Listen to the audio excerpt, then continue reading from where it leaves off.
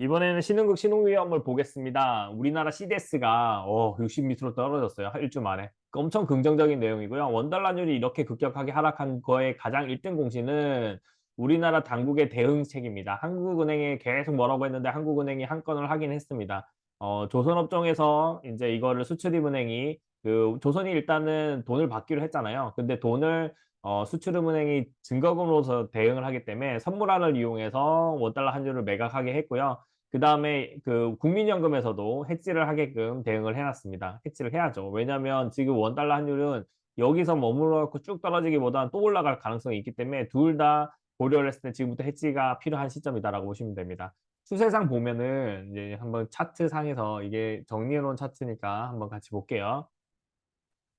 국제금융센터에서 정리해놓은 자료를 이제 여러분들하고 같이 보는 건데 여기 보시면은 이 사이클 그대로 가고 있습니다. 그러니까 지금 확실하게 깨려면 요 구간을 깨야 되는 거고요. 나중에 이제 선물을 통해 가지고 지표를 보시면 되거든요. 그거 기술적 분석해 놓은 거 살펴보시면 됩니다. 요걸 깨느냐 안 깨느냐가 정말 중요한 거고요. 그래서 11,250원까지 오면은 이거를 이제 박스권이 될 가능성이 높아요. 위협이 나도 여기 상단을 돌파하기 힘들고 여기 구간으로 나온다. 그런 구간에 들어왔다라고 보시면 됩니다. 지금은 시장 위험이 적진 않은 구간이라고 보시면서 시장 대응해 주시면 되고요.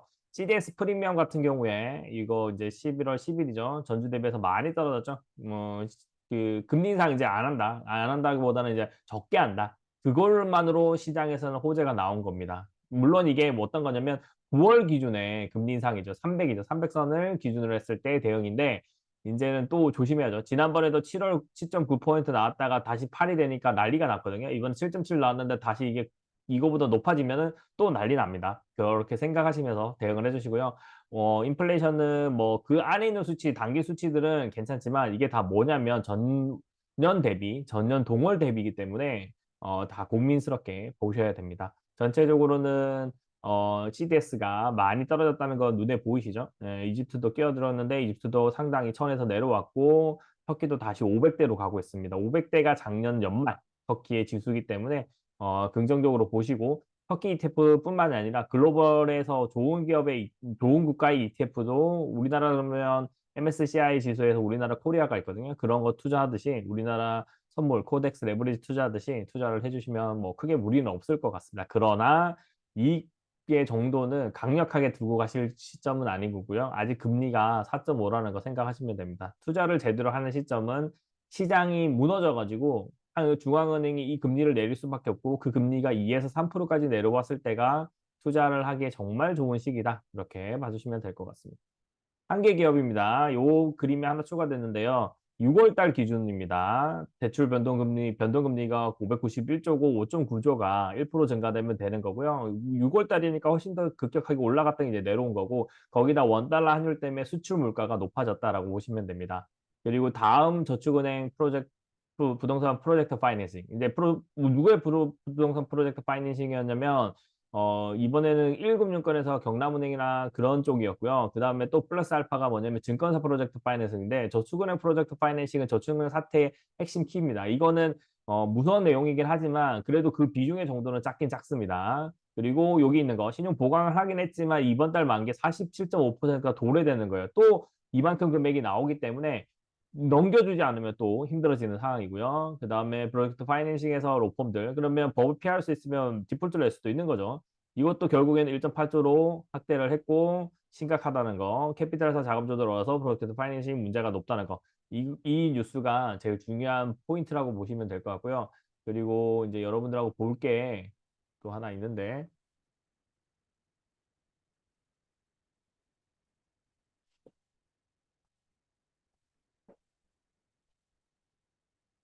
잠시만 기다려 주세요. 그래서 이거를 정리해 놓은 차트를 같이 보도록 하겠습니다.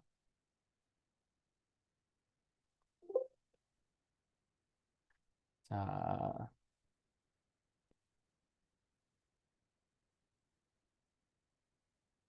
네, 프로젝트 파이낸싱 관련된 뉴스가 정리된 게 이거예요.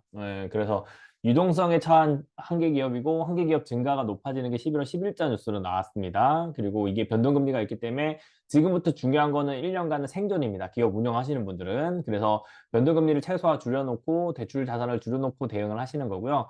그다음에 프로젝트 파이낸싱이 왜 찾으면 정부 대책 냈던 글쎄 그런 내용 나오고 다른 내용들 나오죠. 하나씩 살펴보면은 여기 보시면 미래 수익성 기반인데 이 수익성이 담보되나요? 부동산 가격이 3년 안에 급등이 나올까요? 그거에 대한 질문이 먼저 돼야 됩니다. 안 될 것 같지 않나요? 집을 짓는 비용이 사는 비용보다 높아요. 그래서 집을 사야 되겠다고 하면 새롭게 신규로 짓기가 힘들어지는 상황입니다. 그리고 정부의 공공보증 확대 등 대책 내지만 이거를 장기간 가질 수 있는 기업은 사실상 주택공사밖에 없어요. 그러니까 LH죠. LH가 이거를 담보를 하면서 장기간 보유하면서 이익을 낸다라고 보시면 될 것 같고요. 그다음에 프로젝트 파이낸스 정책 보고서에 따르면은 이제 230곳 22곳이 지연되고 있고 9곳은 공사 중단이라고 합니다. 66.7% 프로젝트 파이낸싱 대출이 안 되기 때문에 함부로 자본이 없으니까 대응이 불가능한 거고요. 공공보증을 확대하지만 금리가 높은 상태에서 이익을 낼 수가 없다는 거죠. 10조까지는 한다고 했지만 금리가 높은 상태에서 대응이 돈만 빌린다고 해결되는 게 아니잖아요. 부동산 가격도 올라간다는 그런 확실한 가치가 있어야 되는데 지금 인구 구조랑 그런 걸로 봤을 때도 상당히 위험한 상황에 도달하고 있다. 이렇게 봐주시면 될 것 같습니다. 다음 저축은행에서 프로젝트 파이낸싱인데요. 저축은행을 한번 보면 예전에 프로젝트 파이낸싱하고 무너지고 있다는 겁니다. 여기서 먼저 반응을 한 거고요. 그다음에 조용한 거는 저축은행인데 저축은행 사태 이후에 이제 적다라는 거죠. 네, 그래서 상대적으로 없게라는 건데 여기서는 저축은행이 토지담보대부 대출이라고 합니다. 그러면 결국엔 부동산 가격 떨어지면은 이 담보부채에서 결국에는 경매권으로 넘어가는 것까지 발생을 할 수 있는 거고요. 여기 보세요. 모아저축은행은 6월 만기 브릿지론 잔액은 약 900억 정도 되죠. 그리고 20%나 차지하고 있고요. 소규모 저축은행들입니다. 이것도 16%, 20%, 16% 되는데 기존보다 만기보다 6개월 동안 1년 정도 연장된 거고요. 그다음에 여신 이하 비율도 높아지고 요주의 여신 이하도 높아지고 있는 거죠. 그러니까 저축은행들은 안 좋은 자산이고 그러면 어떻게 해야 될까요? 이 저축은행은 금리를 높일 수밖에 없어요. 그래서 여러분들이 돈을 맡길 때 금리를 높여서 6에서 7%까지 올리고 있는데 그럼 어떻게 돼야 돼요? 여러분들 저축은행에다가 예금을 맡기시면 안 된다는 거예요. 이거는. 맡기시더라도 1금융권에서 5천만 원 이하로 나눠서 들어가셔야 된다는 걸 여기서 얘기를 하고 있는 겁니다. 지금부터는 1년간 시장이 어떤 상승이 나오더라도 흔들리지 마셔야 돼요. 이거 기회 놓쳤다 그런 거 아니에요. 우리가 그냥 우리 인생을 걸고 자산을 운영하기 때문에 선물옵션처럼 투자를 하시면 안 되고 그냥 중장기로 가시기 때문에 일단은 금리가 3%대가 내려왔을 때 금리 인하를 하는 이유가 분명히 경기가 안 좋아서 실업률이 높아지면서 발생을 할 건데 그 시점에 여러분들이 주식 투자를 해야 조금이라도 더 안전해진다. 그렇게 보시면 되고요. 지금은 4.4%고 곧 4.5가 될 겁니다. 그 시점에는 주식시장 올라도 그냥 그렇구나 그렇게 보시면 됩니다. 지금 이거를 올리면 또 내려갔을 때의 파동을 이용해서 외국계 투자은행은 큰 수익을 선물 옵션에서도 먹고 주식시장에서 가져가게 됩니다. 그러니까 여러분들은 꼭 지금 있는 자산 투자한 것만 하시고 신규로 넣지 마시고 대응을 하시고 그 신규 돈을 차곡차곡 모아 놓으셔가지고 이 상황이 안 좋은 상황이 발생하면 그때 대응한다라고 보시면 되고요. 증권사가 이게 보강 47.5% 이번 달 만기 도래입니다. 이거 보시면은 공여 만기인데 예전에는 그러니까 이게 증권사 신용 공여 만기는 2003년 1월까지 해서 이렇게 많이 있는 거죠. 이 뒤에는 없어요. 그러니까 발행 자체가 안 되니까 더 그런 거죠. 그다음에 여기도 똑같아요. 1월까지 했을 때 이제 충격이었어요. 그러니까 느낌상은 어떠냐면 11월에 이번 달 거는 어찌어찌 그러니까 정부가 대응해서 막을 거고요. 그다음에 1월이 이게 그냥 만기가 됐다고 해서 돈을 다 주는 게 아니라 전환이 되는 거거든요. 이게 전환이 되는 거예요. 그래서 전환됐을 때 터질 수 있는지를 확인을 해야 된다는 겁니다. 이 부분들은 계속 감시하면서 매주 여러분들하고 공유를 해드릴게요. 이 두 가지 표가 정말 중요한 거고 요거는 결국에는 11월 또 이번에 상승장이 12월까지 안 갈 수 있는 이유기도 한데 거기까지는 이제 정부가 계속 막기 위해서 하는 거죠. 뭐냐면 여기 보시면 또 이제 1.8조로 확대를 했죠.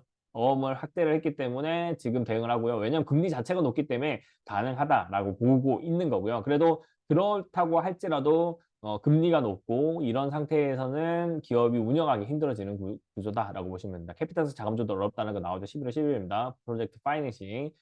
부동산 PF가 문제인 거고요. 여기서 이제 프로젝트 파이낸싱이 일단은 뭐 강원랜드 사태, 흥국생명 사태가 두 개 다 만들어낸 거긴 하지만 지금 제가 봤을 때는 이거는 예방 접종으로 보고 있는 거거든요. 그래서 다음 턴에 일어났을 때 글로벌 시장에서도 비슷한 이거와 비슷한 일이 벌어질 겁니다. 중국 부동산과 연결돼서 혹은 사우디 문제, 그다음에 뭐 이게 지금은 또 풀리고 있는데 안 좋은 악재들이 발생을 할 수 있는 거죠.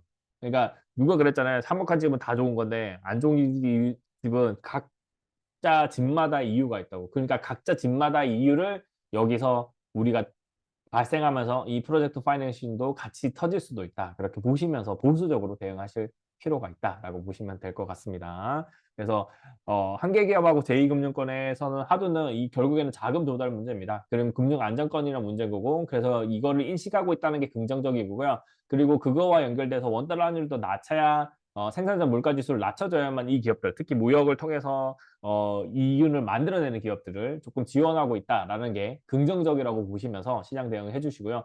그렇지만 이 긍정이 확실하게 안전으로 편하려면 금리가 3%대 정도는 내려와야 그러니까 결국에는 뭐 물가 지수가 2% 되면 3%를 충분히 내려오거든요. 그러니까 3% 정도로 내려와야 우리가 시장에서 투자할 만한 기회가 좀 나온다. 이렇게 봐주시면 됩니다. 이번에 불꽃처럼 막 올라가서 정고점 가더라도 그거에 너무 연연하지 마십시오. 이거는 상당히 무서운 구간이고 여러분들을 대부분 저와 하시는 분들은 대부분 뭐 50에서 70 정도의 투자 자본은 지금 이미 시장에 들어가 계시잖아요. 그러니까 굳이 여기서 더 핸들해가지고 이거를 더 많이 사가지고 이겨낸다기보다는 가진 것만큼 해서 수익을 계속 낸다. 이렇게 봐주시면 되고요. 본전 구간에 오시면은 가감하게 한 3분의 1, 투자금의 3분의 1, 본전된 종목의 3분의 1은 꼭 해소하셔가지고 현금 보호하시면서 떨어지면은 대응한다. 그렇게 봐주시면 될 것 같습니다.